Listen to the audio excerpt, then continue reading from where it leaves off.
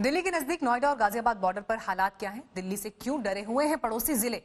आखिर कोरोना को लेकर दिल्ली में क्या अपडेट है, रिपोर्ट देखिए।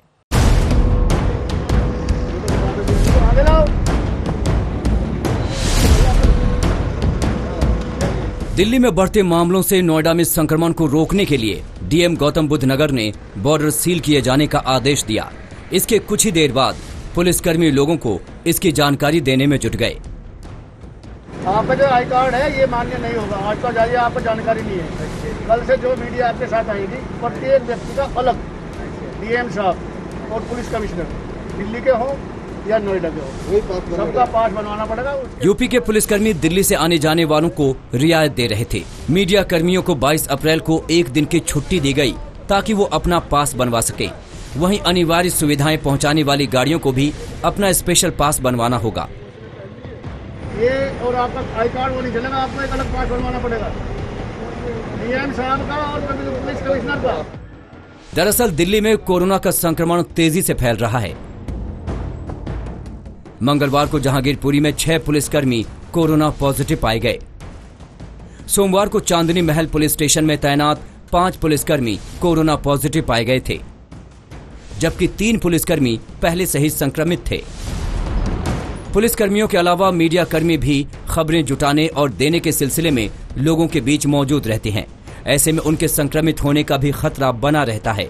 मुंबई में 53 पत्रकारों के कोरोना पॉजिटिव पाए जाने के बाद दिल्ली सरकार ने पत्रकारों के लिए मुफ्त जांच के इंतजाम किए हैं। सुबह से हमने पत्रकारों की टेस्टिंग के लिए एक सेंटर चालू किया है। उसकी सारी जानकारी पत्रकारों को और मीडिया हाउसेस को दे दी जाएगी। जो पत्रकार साथी अपनी टेस्टिंग कराना चाहते हैं वहां जाके अपनी फ्री टेस्टिंग करा सकते हैं। दिल्ली सरकार ने पिछले 2 दिनों में 1397 लोगों के सैंपल लिए थे। इनके नतीजे आ गए हैं। इनमें से 78 लोग पॉजिटिव पाए गए हैं।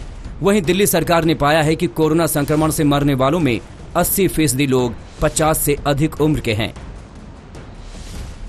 80% लोग जिनकी मौत हो रही है वो 50 साल से ऊपर की उम्र के हैं, यानी कि 20% लोग 50 साल से कम उम्र के हैं। जवान लोगों की कम मौत हो रही है और ज़्यादा उम्र वालों की ज़्यादा मौत हो रही है।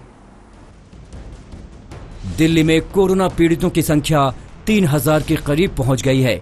वहीं 84 कंटेनमेंट जोन की पहचान की गई है जहां कोरोना के मरीज पाए गए हैं। आज तक ब्यूरो। और अब बात गुजरात की है। गुजरात देश का ऐसा तीसरा राज्य बन गया है जहां पर कोरोना संक्रमितों की संख्या 2000 पार कर चुकी है। कल गुजरात में 239 नए मरीज सामने आए।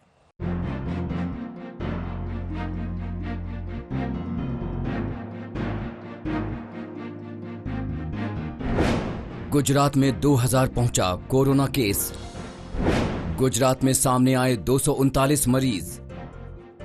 महाराष्ट्र और दिल्ली के बाद गुजरात ऐसा तीसरा राज्य बन गया है जहां कोरोना संक्रमितों की संख्या 2000 के पार कर गई है।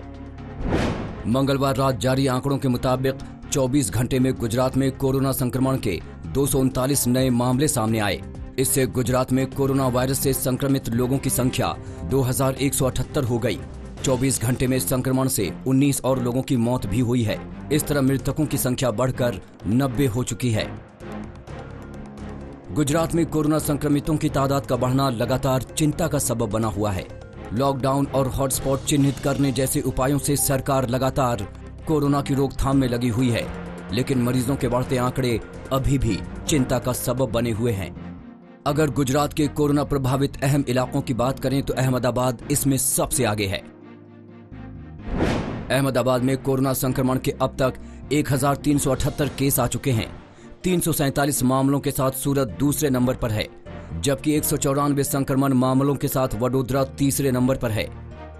अगर पिछले 24 घंटे की बात करें तो अहमदाबाद में सबसे ज्यादा 130 नए मरीज सामने आए हैं। सूरत में 78 और वडोदरा में 6 नए संक्रमित जुड़े हैं।